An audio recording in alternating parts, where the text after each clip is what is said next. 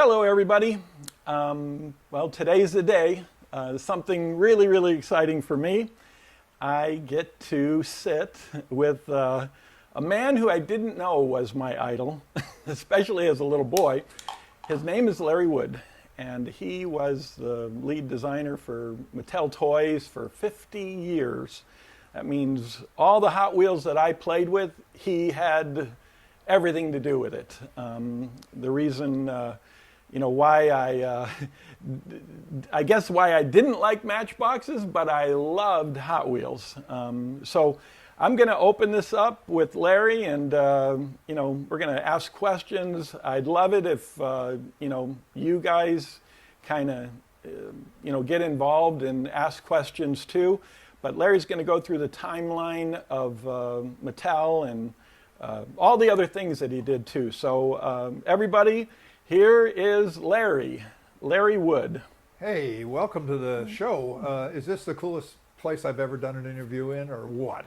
I mean, this place is great. Look at all the die-cast stuff, and there's a few Hot Wheels here. So, look at all this great die-cast stuff. So this is pretty cool. Larry, because as a little boy, and I don't know what it was about Hot Wheels that turned me on. I have no idea because I was too young. And I don't even know that at 8 or 9 years old when everything was starting to click for me in these Hot Wheel thing, I was so drawn to what you were creating. Do you have an idea on how you would be able to influence my generation? I believe I was the first generation, to get them into whatever you were doing. Yeah, I mean, Hot Wheels was an instant success. I've heard stories where they even hijacked trucks full of Hot Wheels and would take them to swap meets and sell them. So that was really a big deal. I actually got there on the second year of Hot Wheels. Harry Bradley, a famous car designer, started the first year, and he did the first Sweet 16 cars. And the story was that when they went to the toy show the first time, they expected to sell, 100,000 cars or something like that. And supposedly the first buyer, maybe Sears or somebody like that, you're talking 1968, ordered 5 million cars. And they all looked at each other and says, we sure didn't think we'd have to make this many. So they panicked and started making them in Hong Kong. They made them in the U.S. They did everything they could to try to get the numbers back up. And they were selling like crazy for the first couple of years. It was just an unbelievable time. I didn't have kids, so I really didn't know about Hot Wheels very much. I had actually gone to a party. A buddy of mine had a party in Long Beach, and I went over to his house, and his kids were playing this with this orange track and these little cars. And I said, well, hey, those are pretty cool. And he says, yeah, that's what I do, but I don't like cars. I want to do space stuff. So I said, well, hey, I like cars. I'm looking for a job. Put my name in. He put my name in. I went through the interview. I did the whole thing, and it was perfect. The timing was great. The guy I worked with was great. Mattel was in the 60s. Come on, you're talking about the 60s. You talk about a fun time at Mattel. Understand, though, that Mattel was 80% Barbie.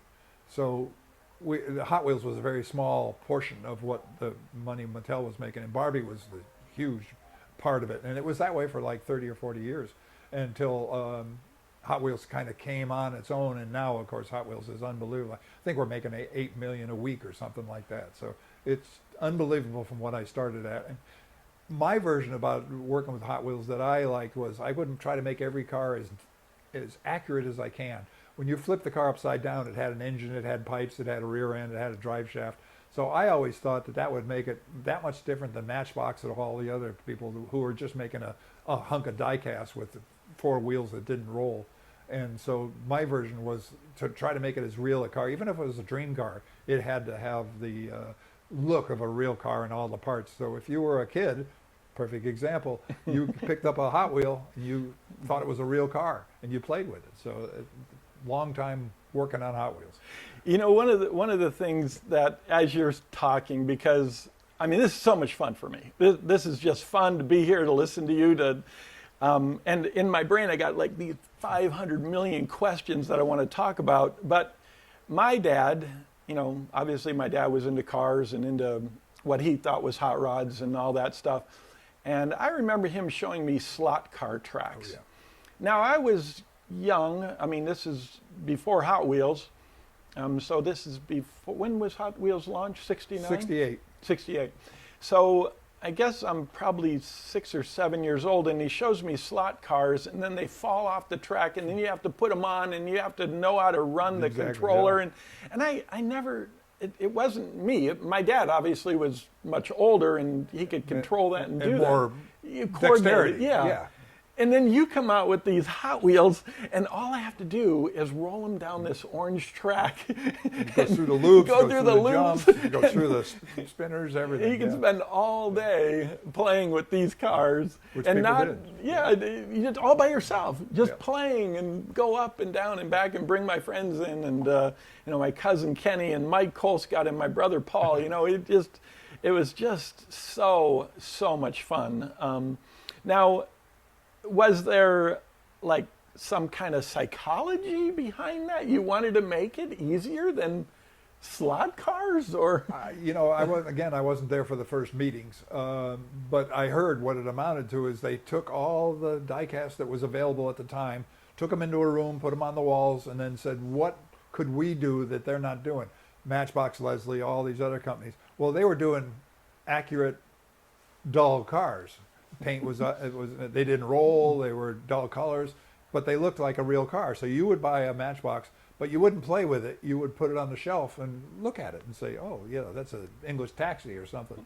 And then the story is that Elliot Handler, who owned Mattel at the time, walked by Harry Bradley's everyday car, and Harry drove a 64 El Camino that was raked, had big tires in the back, little tires in the front, 5-spoke wheels, red line tires, had engine parts sticking through the hood, and he walked by it one day and said, now that's a Hot Wheel. And so Harry said, oh, that's the kind of cars you want hot rods. So Harry went off in that direction and came up with the Sweet 16, which from then on told us what we were doing.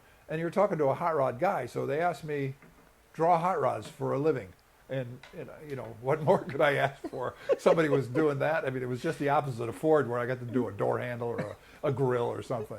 So it was unbelievable. Wow, yeah, it was very. It really did influence, I think, every part of what would be my life. Every part. My focus. My dad's body shop, and it was back east, so we worked on a lot of rusty cars in Ohio. Even the brand new cars were rusty in Ohio. And that was the job, that, fix rust patches on brand new cars. And, but then I came to California and I got to see your Hot Wheels in real life. So I was like, oh my gosh, I want to work here. This is where I want to work. This is, I get to actually put hands on a real Hot Wheel. So, do you want to talk about the timeline? Okay, let's start from the beginning. Okay. All right. Great. So I lived in a little town in Haddam, Connecticut. Again, everybody knew everybody. It was a little tiny town. My dad was a coach at a local university, and my mom was a school teacher. She was an artist, but was teaching art at a school. So here I'm growing up, basically nothing to do with cars.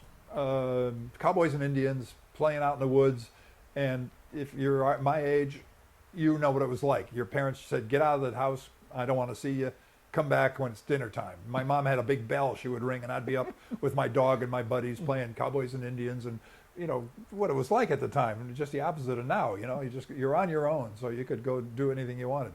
So I had nothing to do with cars. I didn't even think about cars, but when I got a little older and started getting close to driving and everything, my buddy and I would go sit on the side of the road, and our main road, Highway 9, going to the beach, all these beautiful 50s cars would go by. You're talking 59 Cadillac, 58 Olds, all these beautiful cars would be going by. And it started to click on me that, hey, these things are cool, but I can do a better job. So I started drawing cars and trying to do a better job of designing a certain car and doing things like that. And then in high school, my buddies would start talking about a car they wanted, and they'd ask me to draw it. So I'd draw a 57 Ford with the skirts on it and a Continental kit or something like that for my buddies. And it's funny because they still have, a couple of them still have the drawings. But that was how I actually got into it. And then when I turned old enough to drive, of course, I had to have a cool car. So we went from there. But the major turning point was my dad took away a magazine from a guy. It was on he was supposed to do in sports, and he was reading a car magazine. Took away that magazine, brought it home, put it on the kitchen table, not thinking, I would look at it or anything. But I picked it up, and it was like a hot rod magazine or a Rod and Custom or something like that. And I started opening it up, and I saw these California cars that were like, holy mackerel. It's not production. These are cars that guys are working on and customizing their own ways. And, oh, man, this was the greatest thing in the world. And I started building a hot rod because I read Hot Rod magazine every day, and I'd read how to put a flathead together, and I'd build an engine before I had a chassis. I even built it in gloves in the winter in a shed with dirt floor, It's a wonder that motor ever ran, but it ran good. We put it in a chassis and drove it up and down the driveway. Again, you could drive a chassis around, at 15 years old back in Connecticut. So we did that, and then I got a little bit along, and I found a body, and I put the body on it, and it said to channel it. Then it said one day, it put a Hemi in it, and I'm reading, oh, what's a Hemi? So I found a Hemi motor, hooked it up to a LaSalle transmission, threw it in there, 6 carburetors on it. I mean, I drove that thing everywhere. I drove it to work. Oh, I got a job at Pratt & Whitney, which was in Hartford, which was a good hour drive. I drove that car in the rain, everything, no fenders, water pouring in. Carburetors would fill up with water, go sideways because he had slicks on it, and I drag raced it a couple of times. So I was into it pretty big by the time I was 18 years old. I got a job at Pratt & Whitney Aircraft. I went through a training course to do sheet metal work, and I got a job at Pratt & Whitney Aircraft, and finally all the things my teachers had told me about math and art and everything else finally gelled, and here was a reason to use all that information. You had to drill holes here and here, and then you had to fold the metal here, and you had to make sure the holes ended up in just a certain dimensions. This is aircraft stuff. It had to be really accurate. I'm not an accurate guy, but this is what I learned. And so I did this for a couple of years, and I was on the midnight shift, so I would work midnight on, and then to sleep in the morning, and then I'd go to the shop and start working on my hot rod, or party. I could party till midnight and then go over to Pratt & Whitney and go to work. So it was a great time. I'm a teenager. I'm having a great time, making money. Everything was going along real good. And then one day I turned around, and the guy next to me was 30 years old, and he was still doing the same thing I was. And I said, you know what? I don't want to do this the rest of my life. So I went home with my tail between my legs, saying, Mom and Dad, I'd like to come home and maybe go to college. And again, a magazine opened up one day, and it said, learn to draw cars, go to Art Center, this college in California. There's no way in hell this guy in this little town is going to draw cars for Detroit, So my mom helped me, and we made this kind of arty portfolio with all these drawings I did for my buddies. Oh, wow. I didn't know at the time, Art Center didn't care too much about how good you could draw. They kind of wanted to see what kind of imagination you had, what kind of things. They were going to teach you to draw, so you didn't need it. But I thought my drawings were lousy. They were just pen and ink with some color on them here and there. But when it went in, obviously they thought enough of it to accept me. And here I am again. I'm going to California. All these magazines have always been about George Barris, Dean Jeffries, all these California people. And the drag racing wasn't big in the days. So I fly out to California, and I remember the airplane coming in over Los Angeles, and I looked down. I mean, we had 200 people in my town. This airplane never landed. It just kept going, and there were lights and people and cars, and I said, oh man, I came that close to turning around and going home to my little town because I was lost. Got to the airport, got over to Art Center, and I was carrying my suitcase with my clothes and my artwork on the other hand. Got up to Art Center, and they gave me a list of things to do, and I started walking down the street. I walked about 3 or 4 miles before I found a place to live. Oh, wow. And I went into this place, and it was pretty cool. The top floor was the Art Center guys. I think there were 6 or 8 of us in this top floor, and the room out, the second story out and back was for the girls. Oh, wow. And we would always meet at lunchtime or breakfast and tell stories, and it was great having good-looking girls there, of course. Again, I'm 20 years old, so. But Art Center, it was tough. It was really tough. We started with 50 people in my first class, and we graduated 4 years later with 6 of us. And we all got jobs. It was great. Ford came out and interviewed me, and Ford at the time was doing a lot of performance stuff, so I kind of wanted to go to Ford anyway, so I ended up going to Ford. I could tell you all sorts of stories about Art Center, that the hours we worked. My roommate was a guy named Tom Semple, and Tom Semple could draw. This guy was phenomenal. And we would work till 1, 2 in the morning doing this artwork and working on things, and I'd look over and Tom Semple would have this drawing that would just knock your socks off, and I'd say, oh man, I got to stay up a couple more hours and finish this thing, you know, working and working. Oh, just unbelievable. And a lot of it was not car stuff. They were doing perspective. You had to do buildings. You had to do people. You had art classes. You had to one whole class was just on color. Oh, did I hate that class. You had to mix these little chips of the perfect color to match this one color. And it was terrible. But boy, you learned, you know, you put this color with this color and you get this color, and you never thought that before. So Art Center would teach you all that. So I went through Art Center, and I actually went home a couple times to Connecticut, a little homesick, had a girlfriend, and she dumped me, so I had to go back to California. Now, that's a story, because me and this other guy, he says to me, I want to go home. We had a 2-week break. He says, I want to go home to Connecticut, or New England, I guess it was. And I said, well, me too. I'm homesick. I want to go home. We bought a 50 Buick four-door in a junkyard for $50. We started it up, and we headed to New England. We drove straight through. I mean, you talk about dumb when you're 20 years old, you know? We blew tires. We had shock absorbers went out. We had all sorts of things that overheated. We had also, well, we made it to New England, and I stayed there for like just a couple days, really. And my parents didn't even know I was going to show up, but I just showed up one day. And get out of here, we're paying for school, you know? So we got back in the Buick, and we come all the way back cross country, that Buick. Wow. And the guy drove the Buick for years afterwards, too. Piece of junk, you know? Oh, geez. So you never know. And again, when you're so stupid when you're 20 years old, the things you do. So I finally made it through Art Center, and I got hired by Ford. Let me just show you a quick thing of that I kind of liked at Art Center. One of our things was we had a history teacher who, again, we're talking car guys. We weren't very good for history. We, you know, when you talk about wars and dates and all that stuff, and he knew it, and nobody. So at the end, we had to do a presentation, and the presentation I did was on land speed record cars, and it was a whole series of drawings of the land speed record cars up till then. And I think the record then was 250 miles an hour or something. But this was a cutaway drawing of Mickey Thompson's 4-engine dragster, Wow. Bonneville car. Wow. With all the superchargers and all the thing. And I had a body that lifted up, and you could look at the body and lift up. And this was just one of the drawings I did at the time. But this kind of, you know, this was your history class compared to who shot who in 1805. We got to draw car stuff. Holy so moly. that was really cool. So that was, you know, that was what Art Center was. So it was I wanted.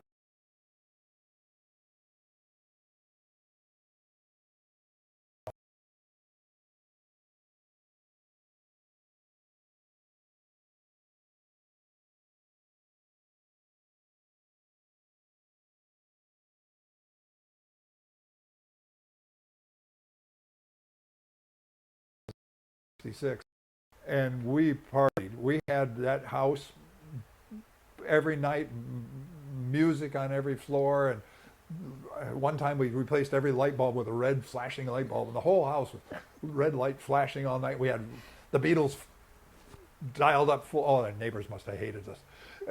But did we have sun? And later on, the party got so big, some other buddies of mine owned a big house in downtown Detroit. It was 3 stories tall. It was so big that it had a bowling alley on the top floor. And when we partied, we had refrigerator on every floor and a band on every floor. And we would put flyers out to the girls' colleges because guys would show up if the girls showed up. Oh, It was like real Animal House. this was Animal House. And after the party was over, there were bodies. Oh, jeez. And you'd wake up in the morning and there'd be bodies. Oh, geez. Who the hell are you? You know, sleeping on the couch or out in the front yard or something. And the police thought it was a drug thing. And we didn't do drugs. We were just having a good time. And then when the Detroit riots hit, which I actually got called up because I was in the National Guard. Oh. That house got shot up. Oh, wow. It got somebody opened up on it no. with a machine gun or something, and there were holes in it and everything. It was, my buddy has a cigarette lighter with a 50 cal in it. It was in his dresser, in his thing. Luckily, nobody was home. I was, like I said, I had my gun, my machine gun, and I was on the back of a Jeep saying hi to all the girls and everything. So it was a bad time. But right about then, the weather and everything else was starting to get to me. And, at Ford, I'll show you a couple drawings that I did. But in real life, all you did for production was door handles and grills, because people that had been there for 10, 15 years, they deserve the time to do the whole body shape and things like that. And we were working on full-size clays and everything. So we would work, overtime for hours doing grills, just taped grills with different things. And I think it was because the bosses didn't want to go home and they wanted the overtime, Yeah. and we would just stay there and eat. But it was a good time too. We had a good time doing that. So I'll show you a couple drawings that I did at Ford. This was a concept sketch for a Torino and a dragster that goes with it. And again, I think I was in Ford studio for a while when I did this. And they didn't really want you doing this kind of work, but you had to do some artwork once in a while to satisfy yourself. So this was kind of a fun project that I did to hang on the wall and just say, hey, think about a dragster for Ford. And this is before Hot Wheels, right? Oh yeah, this is long before. But you can see, I mean, I can see Hot Wheels coming out of that. I remember I'm a hot rod guy. Yeah. So in fact, they would bring a clay model out and to show it to the bosses, and I would sneak out there and I would put moon decals on the windows and stuff.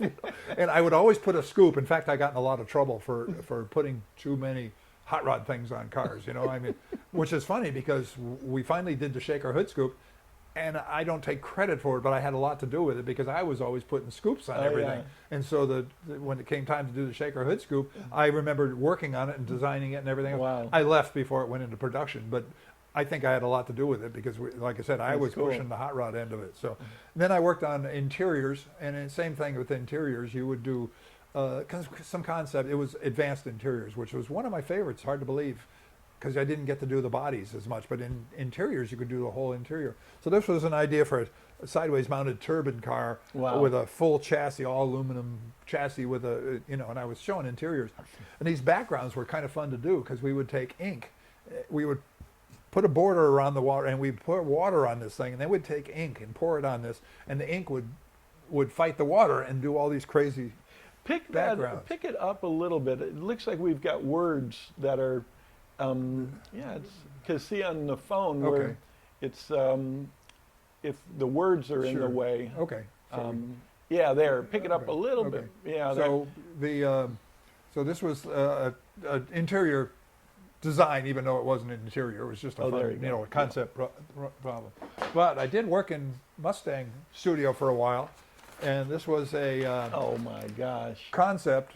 One of my concepts, and I did, dozens and dozens of these. Wow. You couldn't get them out. That was the hard problem working at Mattel.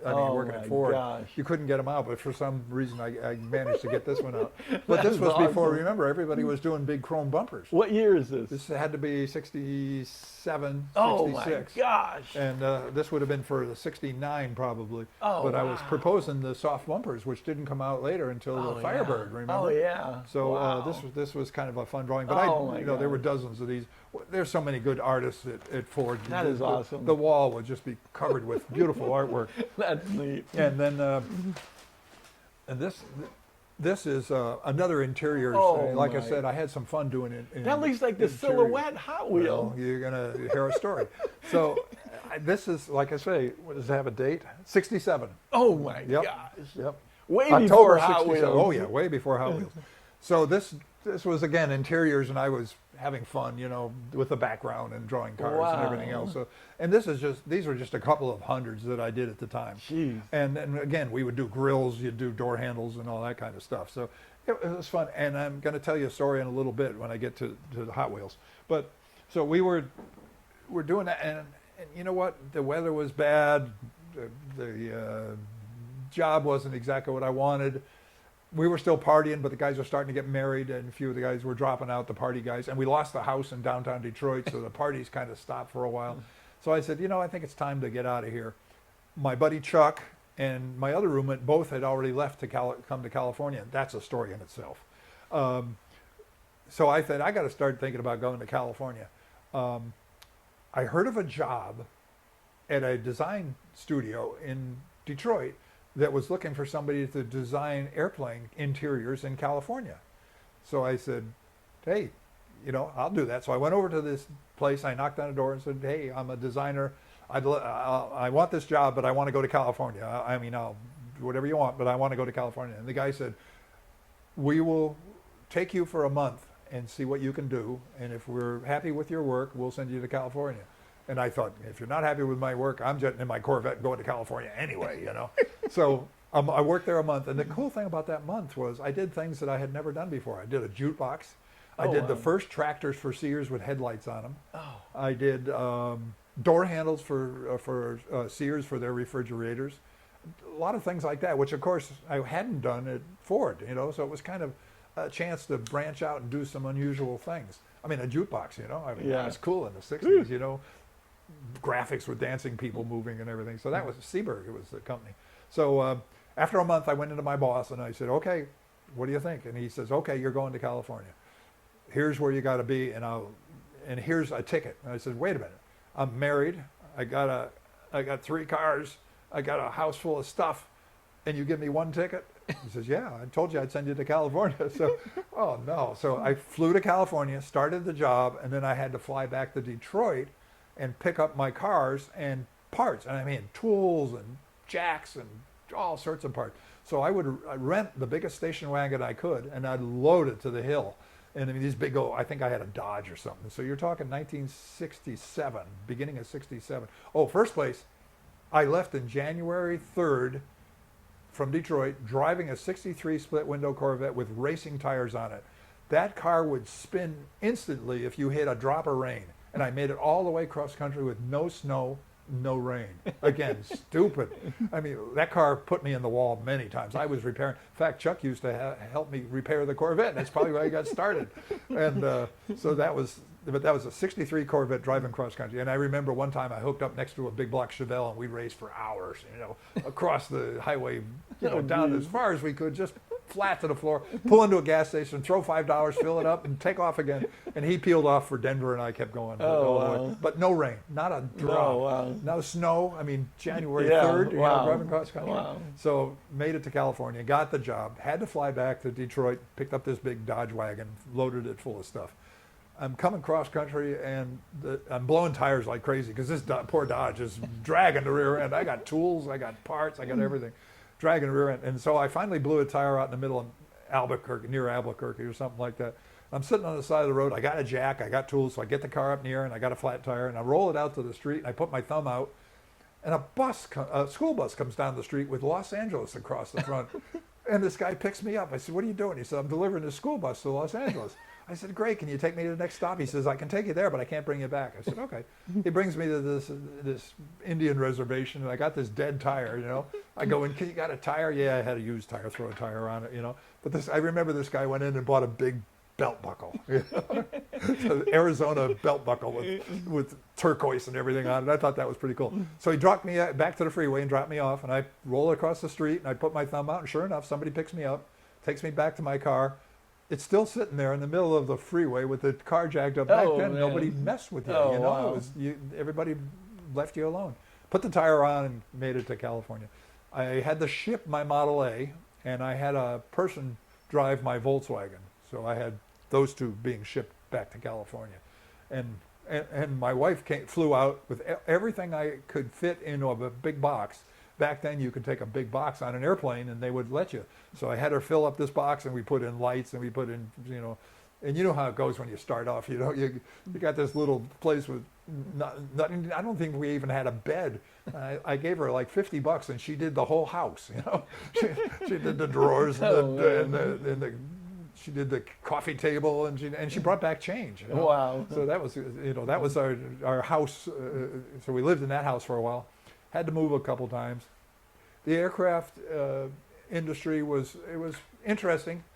It was a job in California, basically, is all it was. But it was interesting. I got to do a lot of aircraft. The L-1011, it was one of the first airplanes with hidden lights in the ceiling and the places for the The luggage up on the there? sides, Oh, because yeah. up to that point they just had racks. You put that Oh, stuff yeah. in. Wow. It was a breakthrough airplane. It was Wow. really nice. And I designed the logo. You can still see the logo on the airplanes if you ever see one at a junkyard. It's got my logo on the side of it. So again, it was starting to die down, and we actually did a full-size mock-up of the interior for every airline. We had to pull. United would come and it would be United colors, and then we'd pull it all out. We'd have American colors and do all their colors, same stuff but different colors for them. So I did that for a couple of years, and then one day I got invited to a party. A buddy of mine worked for Mattel, and he had a party, and I said, let's go down to Howard. He lives quite a ways away. I was out in the valley, and he lived near the beach. Drove all the way, almost didn't go, but luckily I went, and I remember pulling up in front of his house, and his kids were playing with these Hot Wheels. Like I said, he wanted to do he wanted to do space stuff, so I said, get me a job. So that got me into Mattel, and that's when I started. I started September 68, and Wow. I was the only one in the office at the time. We did have some guys come in. Howard had stayed there for a little bit, and then he moved on to space stuff. I had a guy named Bob Lovejoy come in, and he died building his own airplanes. He was very famous wow. for flying the ultralights back then, you know. He built a powered one, but went nosedive out in the desert, so I lost Bob. And we had a couple other designers for a little while, but basically, and by that time Hot Wheels was dying down. Most toys last 3 years, and then they give up. They just start all over again. I was in plenty of meetings that Hot Wheels was going to be dropped. Wow. I remember them taking the red line off the cars for Wow. money. I remember them taking the Spectraflame paint off the cars for money. And then in the 70s, like 71, 72, Mattel got in trouble for messing with the stock. Oh. And the owners they took Mattel away from them. Oh. Mattel stock went from $50 to $1. Whoa. I bought enough stock Wow. at the time. I sold it later and got a Wow. Harley out of it. But Mattel it was done. It was all over. There was Wow. nobody on the floor. I was the only person on one whole floor at the time. Wow. The parking lot was completely empty. There was a for sale sign on the building. What? And people would come in and look around and thinking about Whoa. taking over this building. So Mattel was in deep trouble. Luckily, somebody realized Barbie was worth the money saving. Yeah. So they brought somebody in. The bank brought somebody in to run the company, and he did a great job. And it just Wow. took off from there. But Hot Wheels had gone down to just basically making it through, not making much money. Again, Barbie was making all the money. But we did Sizzlers. We did. There were a lot of other toys I did that weren't Hot Wheels. They were bigger toys that. For Mattel. Yeah, and I actually worked on Barbie. I did Barbie's Corvette and a couple of things like that. wow. So anything with vehicles, it was me. Well, then all of a sudden, when the parents, got old enough, Yep. you would start buying Hot Wheels for your kids. Yep. And that's when they really started to take off, and we couldn't keep up with them. I was designing as fast as I could, and I was doing all the graphics, I was doing all the packaging, I was doing all the sets, and then they started hiring guys to help me, and we ended up with a pretty good group, really talented group, probably 5 or 6 of us for a few years, and then it kept going. Now there's like 50 people working in Hot Wheels. So it just took off from there. So it was a really fun time all the way up. And then, 10, 15, 20 years ago, it started to be a money-making thing. So you had to go through a little bit more paperwork, and you had to price each car. In the very beginning, it was, is this a fun car? You just do it, put it on the wall and do it. And people ask how you came up with the design. Well, in the old days, I would just come up with crazy stuff and put it on the walls and would say, hey, that's a good one, let's do this and let's do this.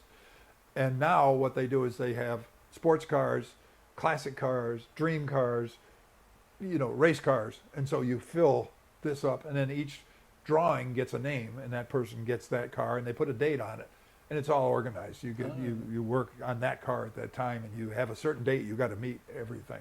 And it's much more efficient. And then years ago they started doing, they had a team to do the graphics. At one time I was doing all the graphics, flames and stripes and everything else. Well, they brought in a team to start doing graphics, and that's when they started doing computers. And the graphics were done with computers, and some of the stuff those graphics guys were doing for a while were just unbelievable. Can I ask you a question?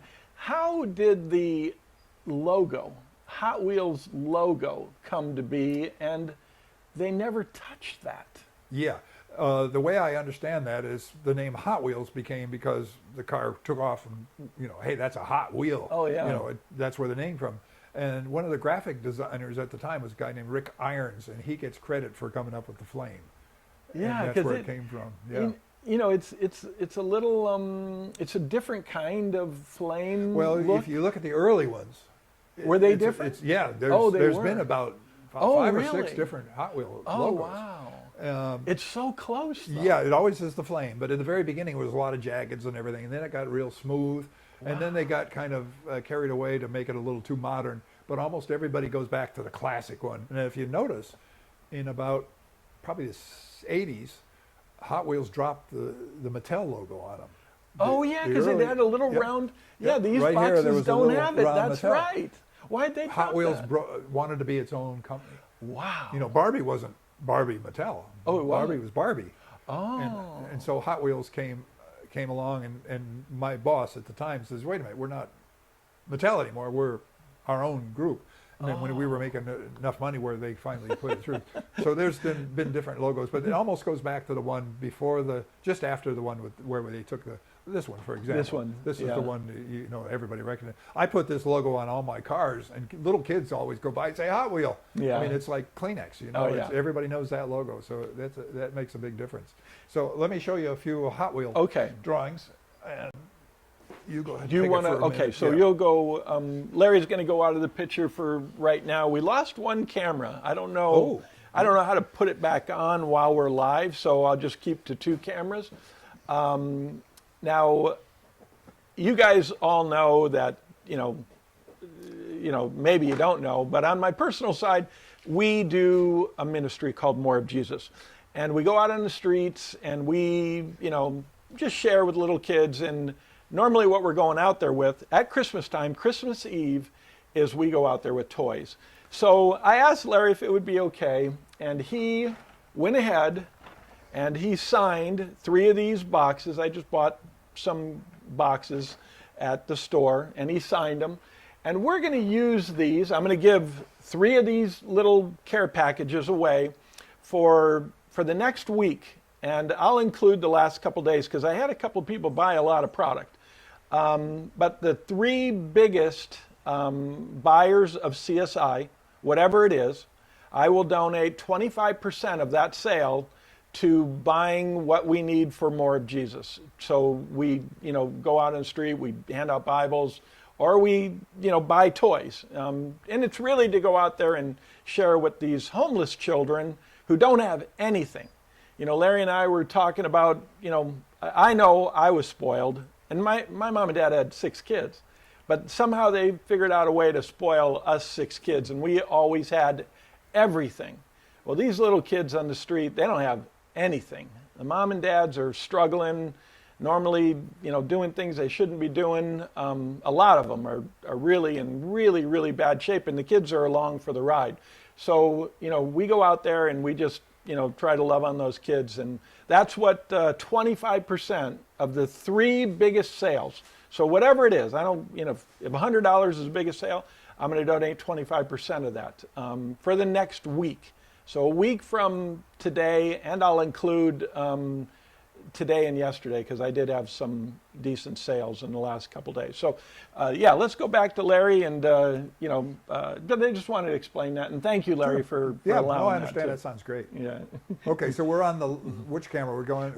you're on this one. So these You're 2 tight. cameras work? Yeah, now? these the Okay. back one and the front one seem to work we're good. okay. Okay, so I'm just going to show you some what I call B sheets. That's what Mattel called them, and they were the drawings. They were concept drawings, and if you got the okay from this concept drawing, you went ahead and did the next couple steps, which I'll show a little later. But basically, I'm just going to go real quick through some concept drawings and just for fun, show you what I did at Mattel. Again, I worked. How am I doing? Oh yeah, you're doing good. No, that's great. I worked at an aircraft company, so when I finally started at Mattel, occasionally I would put a jet engine in, just for, you know, for wild. You know, we're doing Hot Wheels. We got to do the wildest car we can. So this Wow. this kind of a fun drawing at the time with the jet engine. One of the most famous Hot Wheels was the twin mill. Now, I didn't design the twin mill, but I always wanted to do a fun drawing of it. So this was one of my drawings. And that was the name of twin it, mill. Twin Mill? That's twin I mill. It's remember got that car. two Hemi engines. I think I had No, that it's in 2 gold. big blocks, blown big I blocks, had and it it runs. in gold. Oh, really? Oh That yeah, we car have the really real ran? car. Oh, yeah, wow. we drive it around. Wow. You can find it on some web pages that show it driving around. So Wow. that was kind of a fun. That was just a fun drawing. Again, I told. Well, let me go to this one. Again, I told you I did other things other than Hot Wheels, and this was a thing called the key force. And the key force is you had this magic key, and you put it into this vehicle, and when you turned it, it exploded into this Oh, really? vehicle. And this was like a Toyota pickup truck, and this is after you put the key in and turned it. The bed flipped up, and you had all this And rockets. this was that an showed up. actual model? No, this is an actual model, and it was a larger scale. It was probably that big, plastic. Okay. You know. Wow. So that's kind of things that, other than Hot Wheels. Oh, you know, yeah. I showed little things Wow. like that. I just wanted to show that we did more than just Hot Wheels. And this was a proposal for a wow. radio control car. You know, we had a whole line of radio control cars at Mattel. So Oh, you this did? yeah, we had a. So this was kind of a fun thing. So I did Barbie's Corvette. I did all I sorts never of got any fun radio things, yeah. controlled cars. They were kind of the last 15 years Oh, or something. It was okay, not yeah. in the beginning. I was a little It older. was not in the beginning. So. But you did you had the mold car. Oh, What was yeah. that? It was make a a car. goop. Yeah. Where you put the hot Put the goop hot- in the the molds. mold. Yeah, and Yeah, make your own make Hot your own Wheels. Hot Wheel. Yeah. Yeah, that was awesome. Yeah, me and my cousin Kenny, I got a picture of us playing with that toy. Now, if you're a Hot Wheel guy, you probably know the story about this. I was working on a tow truck, a Chevy tow truck, and I thought, you know what, this would be kind of a fun business card for people. And so I put my home phone number on it. Oh, jeez. I forgot we made $2 million a week. Oh, my God. So I started getting phone calls Christmas morning from some little kid who wanted Larry's towing service. Oh, jeez. So the stories went on, and I got a lot of phone calls and things like that. But one time I got a call from a gentleman who was checking up on his wife. So she's making these strange phone calls, and I said, "Do you have a son?" He says, "Yeah." I said, "Well, check on that to see if they're my phone number." The kid was calling my phone number all the time. So, but another thing is I didn't put an area code on this. So all around the United States, people were getting calls that had this number. And we got a call from a minister in Chicago, and he says, "Take that number off." So the rare car is the one with my phone number. If you ever want to call me, that's still my number. Now, is that car worth more money because It's the rare one because it has my phone Wow. number. And then we did another one without my phone number, and then this one I did with a fake number on it for the final one. And if you ever watched Junkyard Empire on TV, they built a full-size Hot Wheel truck of this. Oh, wow. With a big block in it, and they raced it and everything. And I flew back to Washington D.C. to receive this truck on TV. It sounded like I paid for it, but I didn't. But they showed it to me, and it was on TV. It was 14 below, and I only had a Hot Wheels jacket on. I said, "Make this quick, would you?" So we ran out into the junkyard. They pulled the truck out. It actually wasn't running yet, but they did get it running and everything. So that's one My of the Hot buddy Wheels stories. Craig Robotzik is asking about rumblers. Rumblers. Okay. What is rumbler? Rumblers was the motorcycles. They were cool guys sitting on choppers. Okay. And most of those, I did some of them, but most of those were done by Bob Lovejoy, who I mentioned early on. Oh, okay. But yeah, they have a little rubber guy. I didn't on even them. know Oh about yeah, that. we did trikes and we did regular motorcycles. And Okay. some guys collect them. Some of them they're hard to wow. find, but Oh, you know wow. you got to keep looking for those. Yeah. So it comes to my time to retire from Mattel, and I thought I'm going to make the most detailed Hot Wheel I can make. And it was sold through the Red Line Club, and we have an online thing called the Red Line Club, where you pay, I don't know how much money, but you pay more than $1 for sure. But these are really nice Hot Wheels. They've got rubber tires, they got a lot of detail, just everything. So this one here Let's go tight on that. was technically my last Oh, car. wow. So, and it was, I mean, every time we did this car, I said, put more detail on it, put more parts on it, put more paint on it. I kept adding and adding and everything. Wow. And so it came out, I mean, Oh, there's the car. killer. I mean, wow. that's obviously one of my favorite Hot Wheels because Oh, wow. it became the last one I did in it. Now, is this Again, a rare car, too? fairly rare because the only way you can get it is Red Line Club. Oh, okay. And even now, there's a Jeep on Red Line Club with this paint job, and it's gorgeous. The guys are doing a terrific job. Wow. Oh, one thing I forgot to mention. Well, I'll mention that in the beginning a little later. But this was all done on the computer. Really? Yeah, everything we have done for the last 10 years, maybe even more, has been done on the computer. I'm going to show you now the step that I went through whenever I was doing Hot Wheels. Oh, these are slick. These are slick. Like I say, first thing we did was a drawing. First thing we did was a drawing. We put it up on the wall with other drawings, and finally somebody would say, "Okay, we're going to do that drawing." Again, this is 20 years ago or so. Cobra people would Yeah, love 427 Cobra. I mean, what else are you going to do, you know? So this was what started it. And then after they approve it, I did a drawing, a side view, a top view, you know, did everything I could, took pictures of one, did everything I could to give the information to the model shop. And the model shop built this. My buddy Craig Robotsic, he's building a car right now. Well, He would drool over that car. that right is there. one of my favorite pieces because look at the workmanship on that. Oh, man. And this is what you're going to do in a Hot Wheel. This is 4 times up. Wow. And this is what the Hot Wheel is going to look like. So anything you wanted to add, you had to do it to this. Obviously, there was I think this had an opening hood, but it had an interior, had a windshield, and of course you get tires, and you got a chassis. You had to do each one of those in wood. Wow. Well, the wood is too soft to make a mold out of, or to copy to make a Hot Wheel out of. How do they make that? This was all hand carved. What? Oh yeah, yeah. This is That's one by person. hand? Yeah, one person did this. It's so smooth. It was off of my drawing, and the thing about this one is, they would pride themselves on how little Bondo they would use on the models. I don't even see any Bondo No, on there's that. a little tiny bit Oh, here, a little tiny man. bit here. But when you got the model back, if it was this good, it was a good model. Wow. But remember, we did this on every car. Wow. So every car you're thinking about, there was one of these made, and 90% of them have disappeared. But there are a few of them on the internet, and a few of them have been bought by collectors. But they're very rare. So like I said, this is too soft to go from there. So what we do is we make a mold off of this, and we made what we called an epoxy. And the Wow. epoxy is the same thing as the wood, but it has all the wall thicknesses of the real car, has all the drafts so the machine can be pulled out from wow. there, has all the windows so you can put the windows in. And again, you need a window, you need an interior, you need a chassis with the grill, and all the other parts. So it must be some kind of two-part steel mold? This is, well, at this And point, it's just a plaster. Oh, plaster? Plaster to get off of the wood to this. Oh, wow. And you make a plaster. What you do is you take that, you make an outside, then you put wax in it and make an inside. Lossless? And then you take the part out, and you have the inside and outside, and you can Okay. make this. So this is sent to wherever we're going to build the tools. Oh, okay. And this is what they pantograph off of to make the mold. They go to 4 times down. It's all hand done. And again, this is 20 years ago. This is how we made every Hot Wheel for 40 years. About 15 years ago, probably even more, maybe 20, they started to invest in computers. And the computer guys, in the beginning, it was pretty simple. They would just take our drawings and make them in the computer. Now, everything they do is done on the computer. The car looks like this. And when you that's what it looks like. when you get it, It's made out of plastic? this is the computer spits this out. It makes it all out of plastic. It's real. It's 3D? real fragile. Yeah, you look at this on the computer like this. Oh. And Now, does that become metal at some point?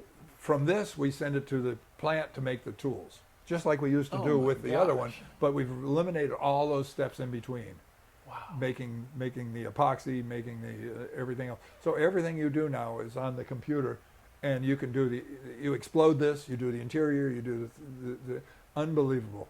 And again, I'm not a computer guy, so I didn't do this.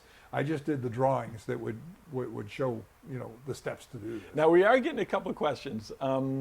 One, like if somebody wants a drawing from you, can they contact you to get a drawing? Because they want it signed. They're like, I want a Cobra drawing Yeah. signed. The thing is that I am not working for Mattel anymore. Okay. I am freelance, Okay. and sure, I do drawings. I just did a couple weeks ago for somebody. Okay.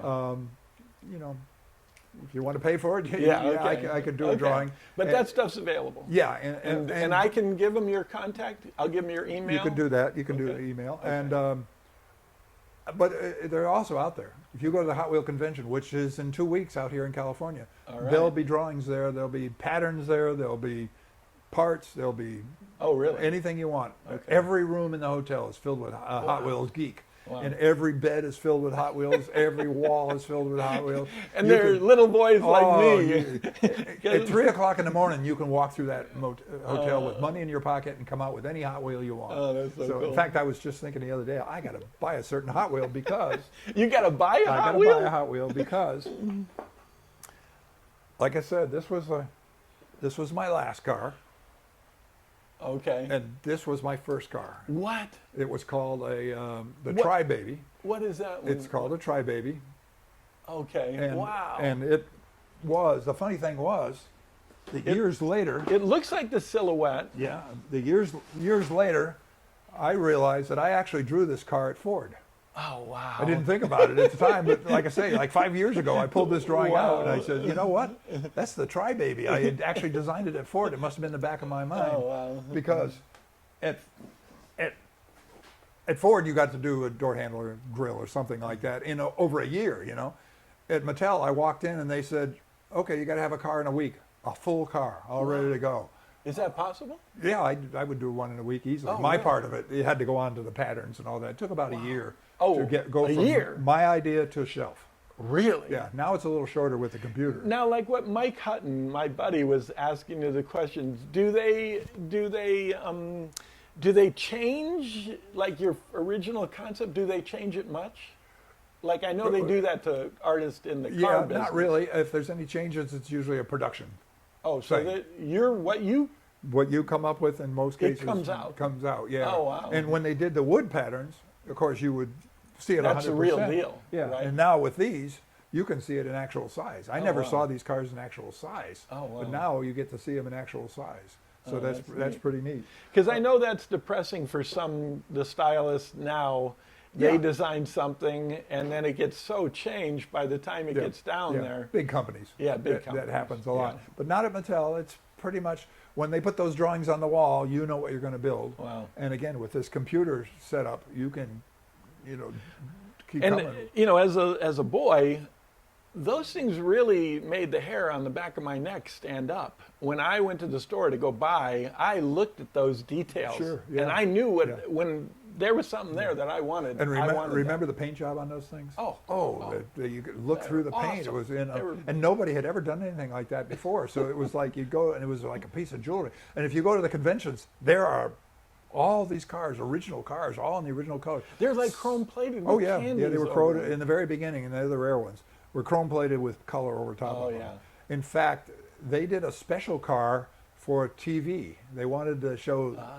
So the first TV ads had cars that were really chromed, polished up, and then put color over them. Oh wow! They sell for like $30,000. Holy I saw moly. I saw two of them at a convention recently. Let's see So what those they. are really rare.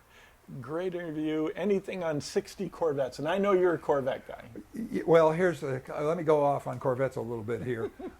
Corvettes have always been our best seller. Oh really? And the very first Corvette we did was C3 Corvette, I think it was. Harry Bradley went to Detroit because he had been in Detroit. He snuck into the design studio at GM. He took the blueprints and he put them in his cane. He had polio, so he had canes. Slid them in his cane, flew back to California, pulled them out. They made the Corvette. Our Corvette came out before the real Corvette. Wow. And GM was not happy. So that was again the '68 cars. So Oh, it must have wow. been the '68. 68? Must have been Oh, the 68 Stingray. Stingray, yeah. Oh, first Stingray. wow, So we okay. had the Stingray on the shelves for kids before they had the real car out there. And he's asking about 60s. They didn't really have 60 Corvettes, did they? Well, Or did you? I did 50. I did the 58. Oh, I you did did? the 60. We did the Okay. C4. I think we've done because Corvettes are such a good seller. Yeah. We've done Corvettes through all Oh, the okay. years. And now, of course, GM gives us all the information. In fact, a lot of the car companies now send digital stuff to us, so we can make this model straight off of the digital. Of course, we have to tweak it to make it a Hot Wheel, But you can get the information from Detroit right then and there without even doing anything. It's all in the computer, And speaking of that, one of my fun cars. Oh, wow. We all Wow. We all remember that, right? Oh, my God. Now, So this was during the Batman series. This was the original car. We did this probably a couple years before I retired, so it's probably 15 years ago. We did this larger scale. This is 18th scale. Oh, okay. We did 24 scale, 18th scale, 64th, and Wow. we did different scales. So we wanted to do this car, and I got to meet and have a great time with George Barris. I Oh, mean, wow. I'm the guy I read about all my life, you know. And what a character he was. I went to Japan with him once Oh, to wow. a Hot Wheel convention. I won't even tell you what a character he was. But okay, so I got to do this car here, and I told George, I said, George, the original Batmobile had a dirty old Lincoln engine in it because it was a Lincoln show car. I said, George, it's supposed to have a turbine in it. You know, can I do a turbine? George says, yeah. So Oh, wow. It's got a Okay. turbine. I don't know if we can. Let's see if we can get. If you can show that. yeah, it's got all the hoses and all the Okay, lines and there. everything. Can you see the picture here? Yeah. Okay, That's there. about as close as Yeah, we're gonna that's. get. So, yeah. yeah. So so I got to put the turbine in it, Wow. and so that, remember in the TV show they showed it with a turbine. exactly, But that it never wasn't had a real. turbine. No, Oh, it had a wow. Lincoln engine in it. And the cool thing about this car is 100% accurate. We scanned the Batmobile. Oh, wow. We borrowed it and took it to a studio and had it scanned Oh, to neat. make this model. That's so and we made a cool. 64th too, of course. Oh, But wow. this was a fun project. Is that an actual Hot Wheel? Yeah. Oh, that is. Yeah, this was, and Wow. it came 3 different ways. It came in a tube without this background. It came this way, and then it came with the figures. So it was different ways. This has got to be worth quite a bit. This is, I don't know what they're reselling for, but they're pretty rare because they only made them for a little while. That's cool. Speaking of working with people, my second year at wow. Mattel, 2 of these drag race characters showed up. And Don Perdome and McEwen, the Snake and Mongoose, showed up. And if you've ever seen the movie The Snake and Mongoose, it was kind of accurate. They had a guy playing me in it, which was kind of fun. But of course, these were the little cars. And you probably had to have the Oh, Snake I and had Mongoose, them. right? Oh, yes. Sure, I had the everything. track with the Yeah. parachutes. I had everything. Yeah, Yeah. and this brought it to a new level. It went all across the United States. These guys raced all across the United States and everything. Yeah. And then I was lucky enough to work with Don and Tom and designing. I was there in the very. I got pictures of this car with no graphics on it. Oh, wow. I got because I was building the body and everything else. And this early one has the wing up here. Oh, yeah. Which didn't I work. never see, oh, really? No, this Didn't only work? lasted very few races, Oh. and then they moved the wing back where it Oh, should geez. be. This is I wanted to do the very first car when I did Oh, this one. neat. So this was the collector series, the 24th, and it's got spark plug wires, it's got blower belts. These things cost man. $125 at Back the time. then. Yeah. That thing's got to be worth a lot of money. Yeah, I would think so because Oh, yeah. we only built a few The of these. details look awesome Yeah. in that. In fact, my favoriteest toy of the whole time I was there is this car. We did one called Legend of Life, and we put it on a base. Remember, this was before electronics. The car would sit on the base, and a voice would come on, like an announcer at a drag strip said, the snake is coming up to the line. He just starts the engine, and the car would shake, and the blower belt would spin, Jeez, and the oh my lights gosh. would light up on these Oh my pipes, gosh. and the car would sit there and shake, and then the body would lift up. They You said, could buy that? yeah, it was $250. Oh, my. And the body lifted up, and the guy said, "Oh, and they're working on the engine, they're getting it ready," and the body would come down, and then the rear wheels would spin, and said, "Snake did a burnout," and then he's coming back to the line, and then he would do a wheelie, Oh, wow. and this is all on this little base, and it would do a wheelie, and I mean, this all this, and Jeez. no electronics. It was all little Oh, wow. little pins coming up, making the things work. That was my favoriteest toy at Mattel because it was a challenge. And That has got to be worth I got a fortune. I got the Lions announcer to be the real announcer. wow. I got the car as accurate as I could. Oh, it had a Christmas tree that came down Oh, too. wow. The Christmas tree came down. So that, when it comes down to it, the Legend of Life, if you can find one, you should grab it because it is really fun. My batteries are worn out on mine. That's why I didn't bring it. Oh, so you actually? Oh, have I one? got Oh, got wow. one signed by Don. Wow. But yeah, it's great, and when it works, it's just fantastic. But it uses a cassette tape. Shows you how old it was. The cassette tape would come in Yeah. there, and you'd have to change the tape to go back and everything. So, but that was a fun project. Oh, Then that's I neat. got to meet the Petty family because we did Richard Petty. a NASCAR car back in the '90s, I think it was, and this was a fun car too because again, all the detail I got to put on it. the chassis has all the cooling lines, the motor has all the Oh yeah. braided lines. Yeah. It's got everything you need. And I had to go back to Richard Petty's shop. So I'm sitting there with Richard Petty taking pictures of this car and everything. So it was like, holy mackerel, Richard Petty's standing next to me. Yeah. And the funny thing about this car is it got in an accident at the California Speedway, and they ripped this fender off. Oh. And they were going to throw it away, and I got it hanging on my wall. Oh, neat. And it's signed by Richard Petty, Kyle Petty, and Adam Petty. Oh, wow. So it's pretty Wow. cool. It's just hanging on the wall. Of course, Mattel didn't want a banged up fender, Yeah. and I did, so I got it. So that's pretty cool. Yeah. So that was a fun thing. Got to meet a few people there. Yeah. And then through the years, you got to meet some real characters. Ed Roth. Oh wow. Now, a funny thing about Ed Roth is in the very beginning, if you remember, we did the Beatnik Bandit in the Hot Wheel line in the very beginning. Well, Ed Roth was not a political guy or didn't do much. We actually owned the name the Beatnik Bandit for years. And Ed Roth would come up to me and say, "Oh no, it's Mattel. They stole my car, my Bandit." And for years he would just bug me about that, you know. So I finally talked to Mattel, giving him back his name, and he was sorry. He said, "Oh, I had more fun against Mattel than I did now that I own the name." So that was his name, and then Mattel used it because Oh, he called it wow. the Beatnik Bandit. Mattel, because it's a big company, we registered the name. Oh, wow, And so we I own see. the name. Yeah, then you This own- was a prototype. Wow. It only had 3 cars in it. The real thing had 4 cars. It was Ed's car, and I got Ed to sign it, which Nice. is really too bad because it was only a week before he died. Oh really? So yeah, I got him Oh. to sign it, which is Wow. you know, I'm talking about people I've met through the years. Yeah. You know, Barris, George, and Yeah. Dean Jeffries, and Ed Roth, and Wow. all the crazy car guys. You know, and then when I was doing we did a real nice series, really perfect cars called the 100%, and this was part of them. And every car was really accurate. I mean, you open the hood, and the blower was there, and every car, and they were selling for like $10 a piece. This set was $30 or $40. Wow. But every car was really, and it was the best time for me because I could do all the old race cars that I always wanted to do,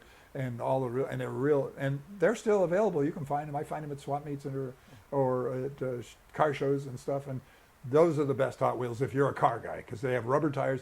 Every car got the special rim that went with that car. I mean, Wow. the tooling, Hot Wheels just uses 2 or 3 tools, you know, for every car we make. Well, it's more now, but at the time it was only 2 or 3. But these cars, every car had their own rim. Wow. And so it was dedicated tooling only to that car. Jeez. So I got to do a Barris set. I did a Jay Leno set. Oh wow. I did Jay Leno's got his own. Jay set. Leno has his own Hot Wheel set. Wow. And I can't remember what other sets I did, but you know, Reggie Jackson. I did Reggie Jackson's wow. car. Cool. Got a signed baseball from Reggie. Oh, that was neat, pretty neat. cool. So I've met the coolest people, and that's Yeah. part of this Oh, this whole man. place was meeting The people. car So- mecca. I mean, Oh, yeah. coming through It's crazy. the 60s and 70s. Oh man, Yeah. you got to see everything. Yeah. So let Wow. me show you another thing here.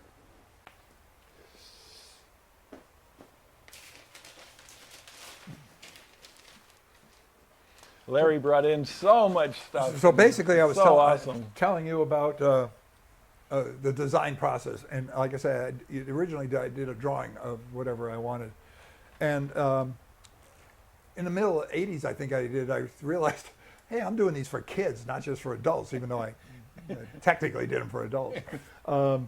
So I started doing animal cars, and I did a scorpion and a dinosaur, and you know, just what kids, and they actually went off pretty good. Wow. So a few years ago, they asked me, hey, we need an animal car with a gimmick in it.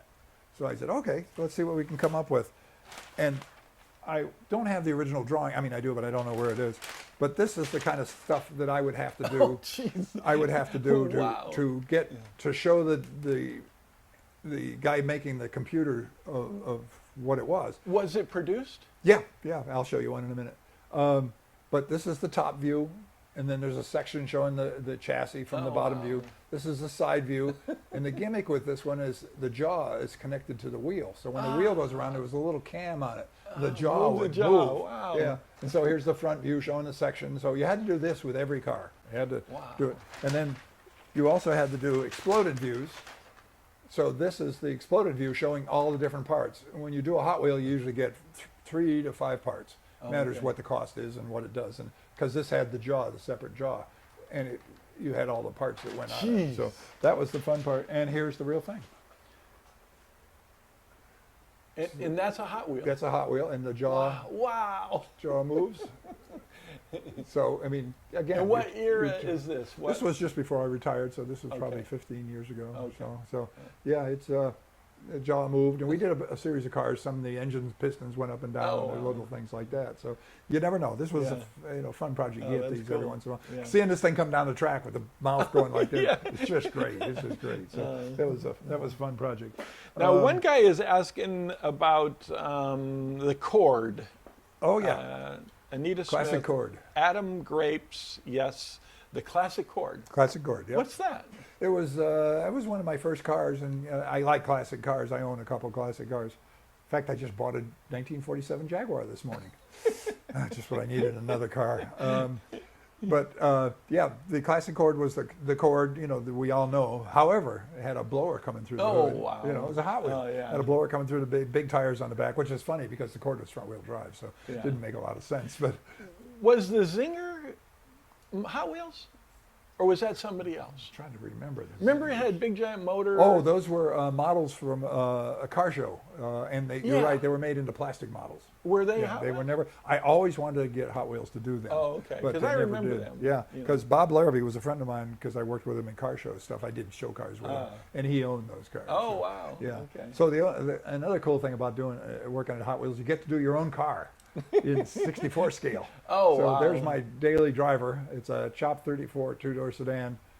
Ford 289 powered, and Holy moly. it's a daily driver. That I is drive it. great looking car. Take it, yeah. Oh. But this is my pride and joy. I've had this thing since 1972. And you still have it? Still got it. It's my 32 Nash. Wow. It's got a 454 big block in it with air conditioning and power steering, power brakes. Wow. But I always wanted a classic, so it's got white walls. Got in fact, I think I sent you some Oh, pictures yeah. of all my cars, so you can I put think that, I could. you can put that stuff on let's later on see. if you want. I could do that, right?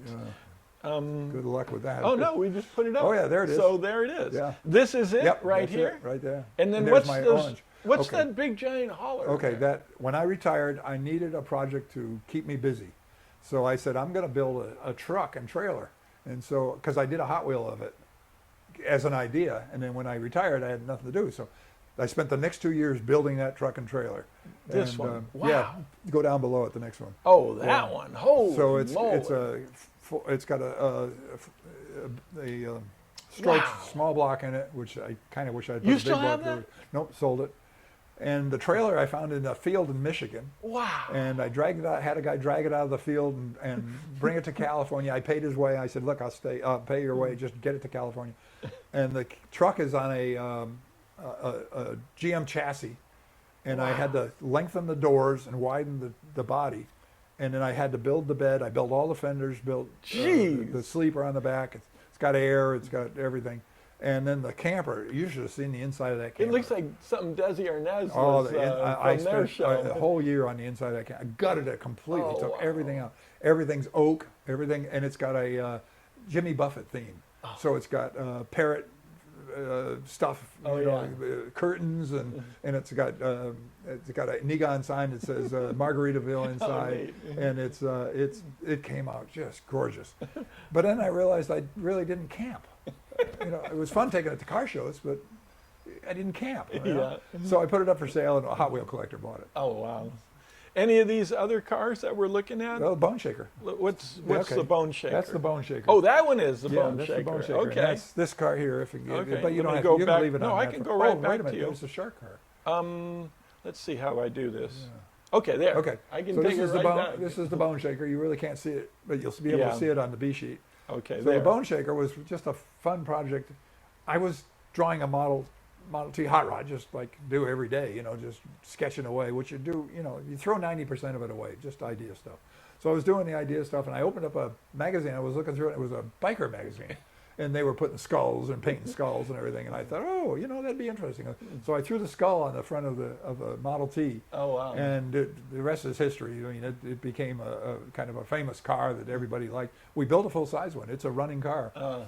But the problem is there's no room in it for me, for my long legs. Yeah. So I couldn't work the gas and the brake. I could work the gas, but not the brake. So I got to drive it a couple of times, but it was out on on a drag strip spinning donuts. I said, just stay away because I can't stop this thing. So, so I get to drive it. But Show the Fish, that was the one we were talking about. Oh, that's the one with the moving That's mouth. the shark. That was the original drawing of it. Yeah. Yeah, that's cool. So yeah, that's. Yeah, so and in real life, I spend my days building hot rods. I bought a Model A about 6 months ago, and I've been getting pieces and working on it. I've got it running, and as a Model A, and I'm all set to commit to this hot rod. I got a great idea what I'm going to do as a hot rod. I'm thinking about a Mazda motor, maybe turbocharged or in fuel injection with a 5-speed behind it. But I want to run skinny tires and stuff like it was a 1940s hot rod. So I'm just gathering parts and everything. And then my son comes up with this idea, Dad, let's build a car together. Oh, geez. So we bought a Jaguar this morning, 1947, I think it is, Jaguar sedan. We're going to put LS in it and build a real nice family car. A real Hot Wheel. Hot Wheel. Dumped it, set of wheels on it and everything. So that'll be my summer project. So wow. It'll be something to do. But I'm in my garage every day. This is one of the few days I don't have grease under my fingernails and dirty Levi's on. And the wife is always saying, why don't you just carry Levi's to work? Well, I get into my shop and I start on a project. And I get all excited. And I get working on the project. I forget to change into my dirty Levi's. I go through about 3 or 4 Levi's a week, just. I think there has to be, because I'm thinking back to, me being involved in Hot Wheels and how it influenced me. But now, after spending this much time with you, and we'd met before, and you're a good friend of Chuck, so we get to talk. But I never got to talk to you about this stuff. And now, after talking to you about all this stuff, I mean, I can truly see why Hot Wheels became who it is. It is you. Well, you're a Hot Wheel guy. The designers are car nuts. You are serious car nuts. So we would put what we knew into the Hot Wheel compared to somebody that didn't know anything about a car and just drawing a shape and making a car. Yeah. So it's a lot of influence. And again, I wanted to make a real car that small. Yeah. I never thought I was building a full-size car. I always thought, I'm building a little car, but it's got to have everything. If you open the hood, there's the right engine in it. You can't be wrong. You have to have the right engine. The interior as best you can. You had to do the interior the right way.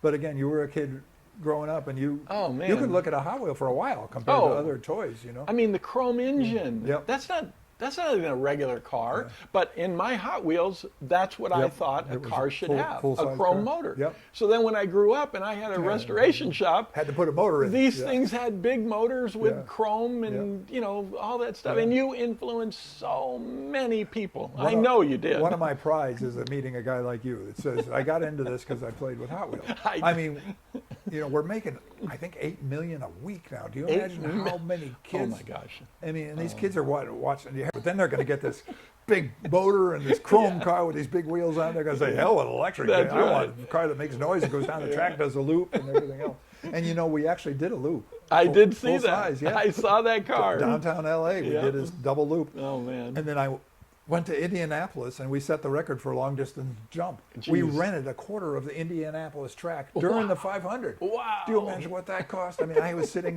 drinking beer in the suites at Indianapolis. I'm thinking this has come a long way from having a guy, the orange track, with me in the corner of the little shop.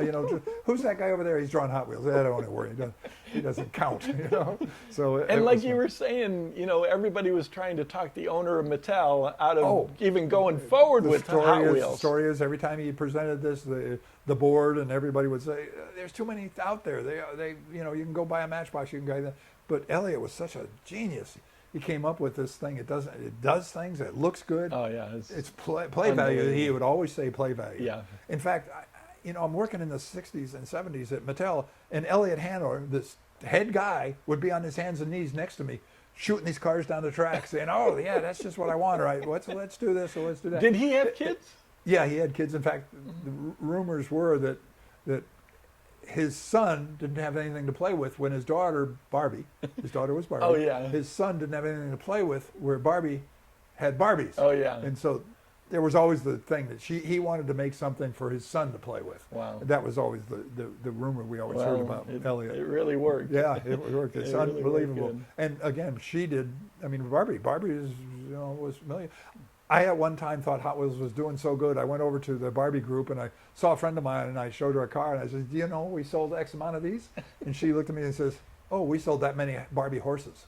Oh, never mind. Now today, is Hot Wheels bigger? Yes, I think it is. Oh, Hot Wheels is bigger than Barbie. Unbelievably. Well, that's good. I can't believe it. You know. That's good. And of course, this is the kind of stuff too. It's Yeah. not just a dollar car. You can get somebody to spend $10. Yeah. Then at Christmas, you can get them to spend $50, $70 on Christmas stuff. Yeah. That's when the times really I think change. it's such an unbelievable brand that if you're going to give a kid Hot Wheels, they know they have a serious gift. Yeah. I mean, it's an awesome I brand. carry Hot Wheels with me. You do? And you know, at a car show or something, the kid will come walking by, and I'll give him a Hot Wheel. Oh, Yeah! my And gosh. I always have a Hot Wheel logo on my cars, on my Hot Wheels, on my hot rods. So Wow. they always say that's a Hot Wheel, and it's just that logo is it's the Yeah. logo, you know. It I've got is. it on my pickup truck sticking out here, just an everyday pickup truck, and I had people go by and honk and go thumbs up or something. You know? So it's awesome. Yeah, it was quite a life. I can't complain at all. Well, I don't think we got any more questions. I think we answered those questions. I know Mike had a couple of questions. I don't know. Do you have those questions? And read. So this is my friend Mike Hutton, who is he's the head guy for one of the biggest OE manufacturers, and he leads the team in clay modeling. And he had some questions for Larry. Yeah. Let me. How hard is it to get a design through production? It's not hard getting it through production because we've done it so many times. It's kind of hard to get it to the point where they say, do that car. Because again, now, when it was me, you'd put up 20 drawings and you'd pick 10. Oh, wow. Now, I mean, they're making hundreds of different models. And they have, 15 designers. So the chances of getting my hot rod into the system is a little harder now than it was in the old days. But once you get the okay, we've done it so many times, it's fairly easy. One of the problems we've had, and this is, I got an example. In the very beginning, we could do anything. We did any car, we did any logo, we did anything we want. I worked on Billy Gibbons' 34 Ford that was in the ZZ Top. Oh, yeah. The one Eliminator. Boyd built, Eliminator, right? the red one with the Z on the side. Oh, yeah. Well, I Yeah. worked on that. I designed the hood scoop. Oh, neat. It's funny because they wanted to put Z's on the side of the car, and I said, I'm not putting Z's on this beautiful red car. It had no graphics on it. I said, I'm not doing that. I didn't know who ZZ Top was or Billy Gibbons. So I said, I'm not ruining the car with that. So they had some other guy come up and put the Z's on, which, of course, was the way to go. But like I said, I did that car. I did Nice. the ZZ Top car because I Let's see thought if we Billy can would get tight on that. Billy would get a kick out of seeing his Yeah. car as a Hot Wheel. Oh, yeah. They have lawyers. And that was the first time that somebody came after us and said, Oh, wait a wow. minute, you can't do our car Oh, without no. licensing. So the letter, I have the letter somewhere, it says, they found the offender that did this. I was the only guy there. So I did Billy's car. He got a kick out of it. Oh, No, good. the lawyers didn't. So, Yeah. that was the whole thing. Okay, number 2. Do they have design reviews where they discuss changes or adjustments to the original ideas? Not really, but there are occasionally something that can't be built, or there's a reason you couldn't put it on the car, because it does go. A few people have to okay it, as you're going down the list. But once it's okay, basically you're going to make that car, unless there's a legal problem. Like I said, somebody says no, Yeah. you can't make that car, which Yeah. we couldn't find. I wanted to do it in Avanti, and we couldn't find anybody with the Avanti name. No, Oh. Pantera. I wanted to do a Pantera, and at Oh, the time, Pantera? No Pantera? I couldn't find legal couldn't find a Pantera. Oh, wow. Somebody. I mean, there was somebody out there. We just couldn't find him, so Oh. I couldn't do the Pantera. Oh, But wow. occasionally you get that. And I was started. I did the little model. I had it all set, ready to go, Oh. and we couldn't do it. So little things like that will be the only thing that will stop you. Does production process dictate what you could do and can't do with design castings? Yeah. In the beginning, you could assemble a car any way. It didn't make any difference because we weren't making 8 million a week. You would have the car and you would put a hook on one end instead of the spin post, and that would give you the grill. You'd get free parts. The blower would stick through the hood, and it would hold the body on and everything. The rule now is because they make so many, you have to be able to drop each car in. You drop the body in, you drop the interior in, you drop the engine in, you drop the chassis on, zingo, it's done. They're so fast over there that if something goes wrong, they just throw it on the floor because the car won't meet the specs if the wheels are crooked or something goes yeah. wrong, the body doesn't fit. and there's a guy that just walks around with a broom sweeping up the cars that are laying on the floor because they can't stop and fix it. Yeah. And if it falls off, they can't bend over because it's like Lucy in the the donuts, was it, or she's something? doing the assembly line. Assembly line. Yeah. It's what it's like. These thousands of cars come at you. So it's pretty cool about that. But again, now you have to drop the cars in, except for the expensive ones. They got, like this Jeep that just got on the internet on the Red Line Club. It actually has working spring suspension. Oh wow! You push on it, it goes And up that's and so down. unusual for No, you can't Hot afford Wheels. it. You can't afford it on a because dollar they just car. had that wire. You can't afford it on a dollar car. You can afford it on a Red Line car. 'Cause it's you know. What does the design process start with? Does this design process start with a target type of vehicle, or is it fresh idea based? Like I said, now it's like this 12 cars are dream cars. This 12 cars are production cars. These 12 cars are race cars. These 12 cars are trucks. And this thing's changed. Like Japanese cars came in about 10 years ago. And it's not my thing. I wasn't there, so I didn't get a chance to do it. But Japanese cars got hot for a while. And we started doing Japanese cars. And I thought, this is a Hot Wheel? You know, a Japanese car? Give me a break. No, they sold great. So, you know, get a chance every once in a while to do something like that. All right. Well, That was fun. That's cool, Larry. Yeah, let's you know, thank everybody for, you know, joining in here and you know, helping me to really meet Larry, you know, and dig in deep to you know, what made Hot Wheels Hot Wheels, and this has been so much fun. And I want to remind everybody, I'm going to give away 3 of these boxes to the biggest sale that we have this week. And it's only going to be for this week. I don't care if it's a little or a lot. I'll pick the 3 biggest, and I'll donate 25% to the More Jesus Fund, you know, for Bibles or for toys that we take out on the street to, you know, really to go out and minister to the homeless people. So. Thanks a lot for joining in. Thank you, Larry. No, thank you. Thank you. I'd be home working on my car. So. Well, I'm glad you're here. Which I'm going to do this afternoon, by the way. All right. Yeah, Larry is a real car guy. Yeah, that's it. He is a real car guy. So, all right, guys. Thanks a lot everybody. for joining in. See you later. Bye.